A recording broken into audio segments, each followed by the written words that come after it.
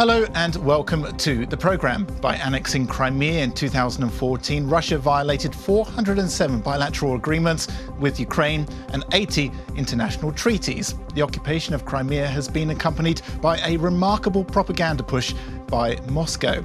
As a result, today Crimea is a human rights black hole. By pushing the boundaries with its version of events, Moscow's leadership wants to force other countries to play by its own rules.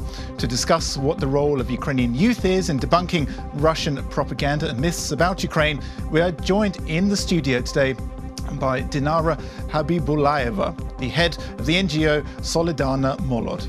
Hello. So thank you very much for coming in. Good evening. So firstly, can you tell us a bit more about your organisation, your NGO? Yeah, sure. Solidarna Molod is a political youth activities NGO. We are collaborated with a lot of international organizations, and we are dealing to protect the values and principles of European Union, and of course we are ready to protect our Crimean friends, and of course we are dealing with the protection of the rights of our sailors, which is illegally detained in Russia Federation prisons. And of course we conducted a lot of projects for political education for youth and civil activists as well, because we really believe in building the bridges between European Union and Ukraine, because we know that EU and NATO is our direct vector. And I was reading on your organisation's Facebook page, you have about 70,000 likes and followers, so it's a big organisation. So firstly, let's talk about Crimea. I think this is really interesting about how you help the Ukrainian youth. Can you tell me a bit more about the problems that they face in the occupied peninsula and what sort of strategies you have to help them out? Perhaps, for example, if they don't have Ukrainian passports.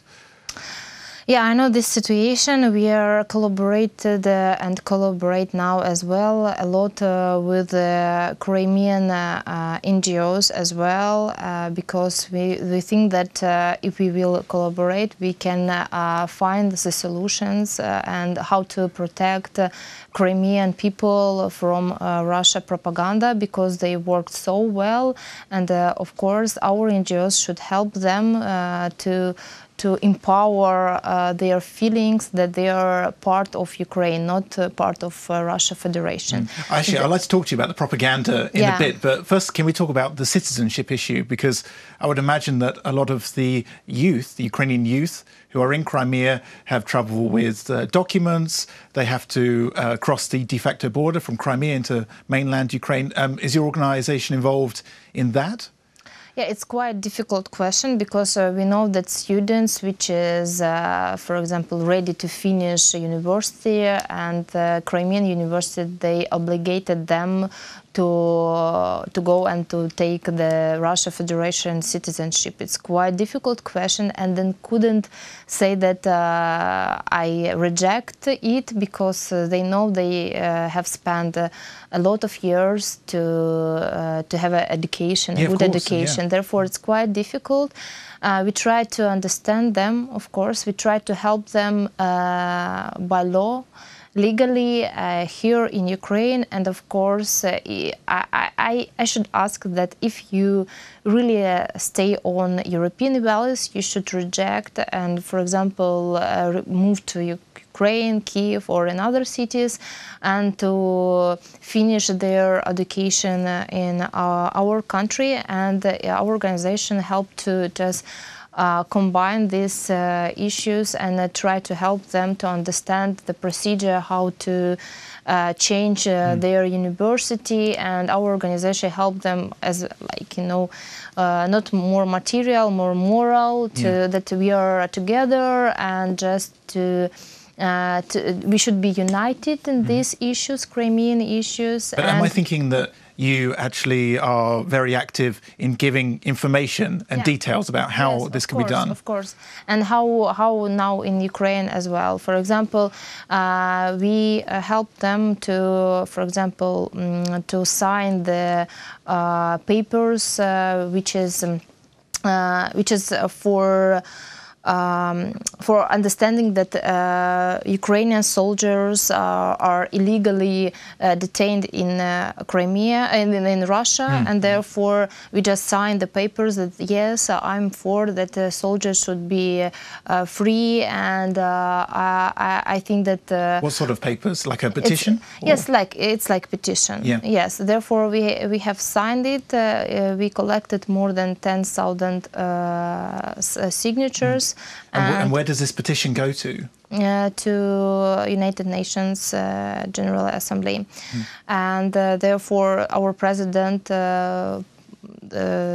he just gave them. This was recently in New York, wasn't it? During the General Assembly? Yeah.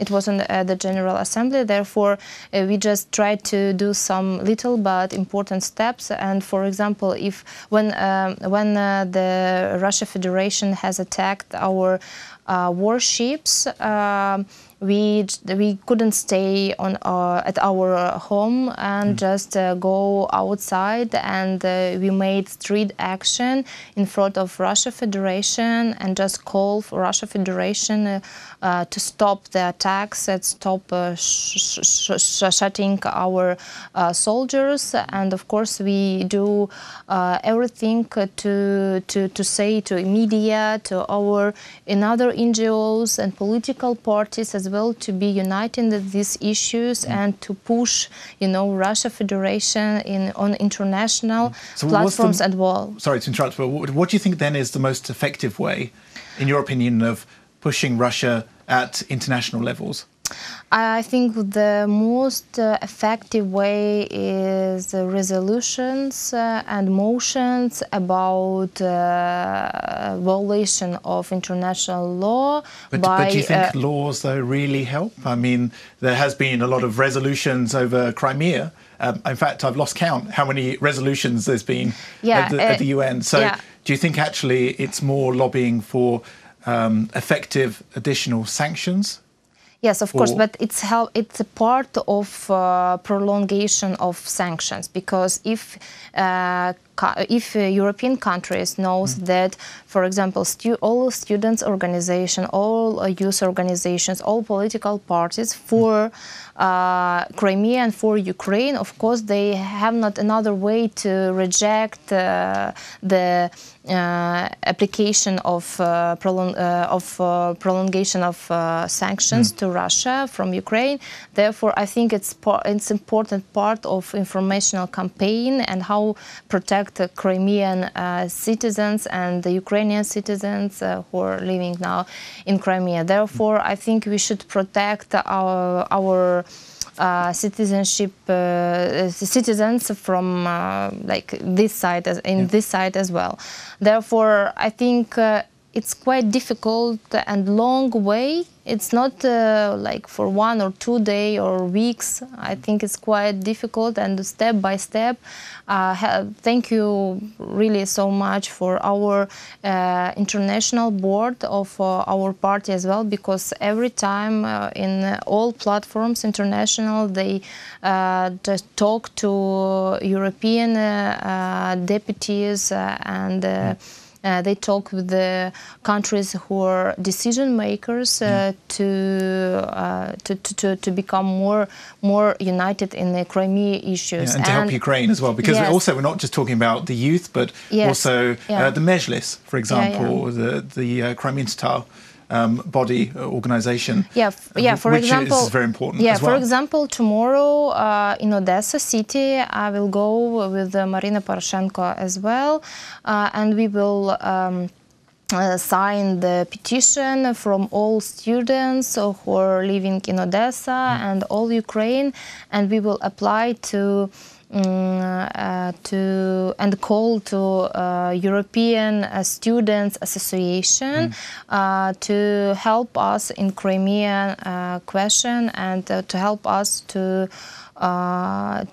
with our soldiers, our prisoners now in Russia Federation as well. It's quite difficult, but step by step, I think we can informational. We should divide Russia from all civil and other European countries, because I think they feel themselves on some, Well, it's interesting, by the way, you talk about information, because I wanted to move on to propaganda and the work that you do, not just in Crimea, but I would imagine in the occupied territories as well, to debunk Russian disinformation. In the European Union, they have several good initiatives. For example, on Facebook, they have the EU versus disinformation, which is really great. They make really cool videos. It's definitely worth a watch if anyone hasn't seen them. So what sort of strategies do you think work to debunk Russian disinformation, and how important is this? I think the main thing which is can help us, it's to cooperate with the people who are living now in Ukraine, and to say them to be more on connection with their friends and their, for example, parents. Also, it's like peer-to-peer or through family members? In the Crimea, because as you know, informational, we are in vacuum now, because Russia they're working so much on informational case in Crimea. They blocked all Ukrainian channels, and it's quite difficult to give information to Crimean people through most of the Ukrainian channels. Yes, through the media. But we can do it from social media, through our friends network. It's more like collaboration between people. And what sort of response actually do you get to that? Do you get much feedback from people who are in Crimea? Yeah, of course. I have spoken with a lot of Crimean people who are living here, and they said that it's quite difficult to explain them why Crimea cannot, on this time, return back to Ukraine. They think sometimes that we don't thinking about them, but they don't understand that how difficult to fight with the Russia propaganda. But another part of Crimean citizens, they are missing Ukraine, and they are missing this European mood, and they, of course, can see through the social media how Ukraine go forward and forward to European Union and NATO, and therefore they just call to their friends here, say, can you say something to people that we are missing Ukraine, and they would like to be a part of Ukraine, not to be a part of Russia. But it's a geopolitical question. It's not a question about political will of these people, but of course our government doing everything what they could to return back, and of course you see what's happening in the Kerch Strait, and of course now we are dealing with our soldiers and prisoners, because they are our citizens, they are our people, but Russia, they don't think about it. They just would like to empower, and they have also imperialistic mood now. And of course, I'm really happy that now Ukraine has direct vector to EU, and therefore, in this case, I think it will help us in Crimea issue as well. And our project, which is explain to people who are living here and to Crimean as well, what's going on, which reform are effective, and how we can fight with the Russia propaganda. For example, in these days we will go to Bakhmut. It's the city nearby front line with Russia, and we will try to everything to not return back to the period when Russia can attack you and can just enter to your country and to your sovereignty and to your independence. And we conducted these projects in Kherson, Mykolaiv city, which is nearby Crimea as well. Along the edge almost. Yes, near peninsula, and we noticed that the Russia propaganda worked there quite strong, and therefore we should call to society to speak more with people, more explain what's going on and why Ukraine and Crimea should be a part of European Union. Okay, perfect. It's cool. Yeah. That's great. Well, thank you so much for coming in. It was a pleasure to speak to you. Thank you so much. Thank you. Thank you. you. We were joined in the studio today by Dinara Habibullaieva, the head of the NGO Solidarna Molod. Thanks for watching and stay tuned for more.